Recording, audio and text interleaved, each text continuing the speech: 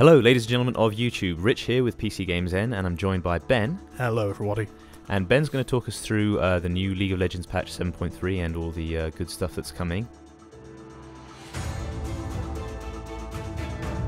Headline news, the Blood Moon event, is that right? Yeah, that's pretty much the big addition this time around. There's a batch of new skins based around this kind of Blood Moon thing. It's something within the lore of the game, but it doesn't seem to have any kind of bearing on the real world other than it being everything's spooky and there's some demons. Right. There's a batch of new skins that are coming with it. They're all based around the original Blood Moon skins that came with the various champions over the course of the last couple of years.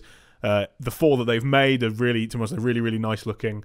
Some of the art is particularly incredible. The splash art for Blood Moon Diana is legitimately one of the nicest bits of art I've ever seen, kind of in a video game. Wow. It seems like there's some kind of anteing up competition going on between the Overwatch team and the League of Legends team when it comes to skins in kind of the modern world of video games. And honestly, it's brilliant. There's a extreme hold my beer situation going on and developing, and hopefully it continues because honestly they're just pushing each other to be better and better.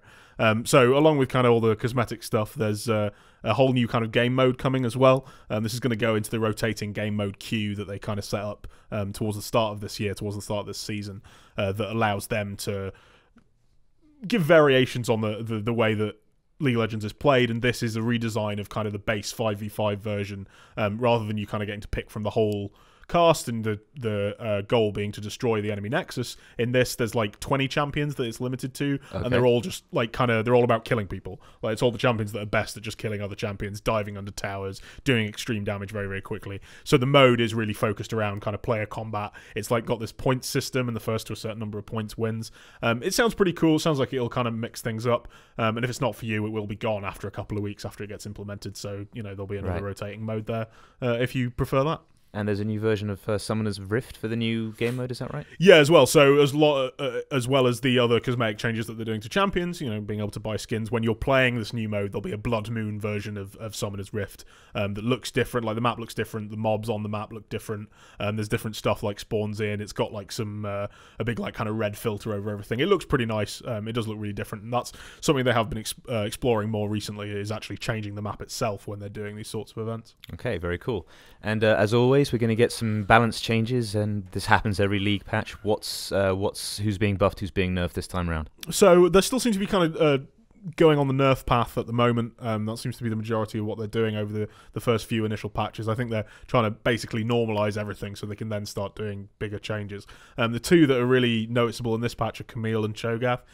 Camille's getting moved down pretty heavily. She was implemented. She was pretty overpowered. They nerfed her a little bit, and now they're actually in this patch, when they initially put it up on the PBE, it had some really heavy nerfs, to a lot of her abilities, a lot of numbers being changed, a lot of stuff being brought down. They're slowly now kind of bringing it back up to a point which they're happy with. They admitted when they initially put them on the PBE, hey, these changes are pretty harsh, and we're not expecting to implement all of these in the situation they're in, but we want to try and bring her all the way down so we can then work out which bits of it it's safe for her to have at kind of a middling level. Okay. As opposed to her current state, which is apparently pretty powerful. And then there's Cho'Gath. So Cho'Gath's changes might not actually make it to the live game itself. They've said these are really, really experimental. They're basically changing entirely how his ultimate ability works. At the moment, he's basically able to absorb whenever he kills a champion or a minion. If he uses his ultimate to do that, it makes him bigger, it gives him more health, but there's a cap on it. They're removing those caps, but making it so it's less effective the longer it goes on. There's diminishing returns. Okay. It sounds really cool. Pretty large buff for him overall. It is, a change rather than just a straight kind of number increase, but it's definitely a buff. Whether those will make it to live, we don't know. They've said they definitely think the character needs some help, and they seem to be pretty happy with it so far because they haven't removed them. So we'll see if they hit the live game. So is this another one of those reworks that they do in the same vein as we saw with Warwick last time around? It's not quite as extreme, but it is changing one of his abilities significantly, and that will change how he's played and possibly make him viable in places he hasn't been recently. Okay. And we're still thinking about the sandbox mode a lot, aren't we? Because that was introduced in the last patch after a lot of sort of player demand. How's that getting on? Yeah, so that's still on the PBE. It hasn't actually made it to the live servers yet, despite what we tried to promise you last time.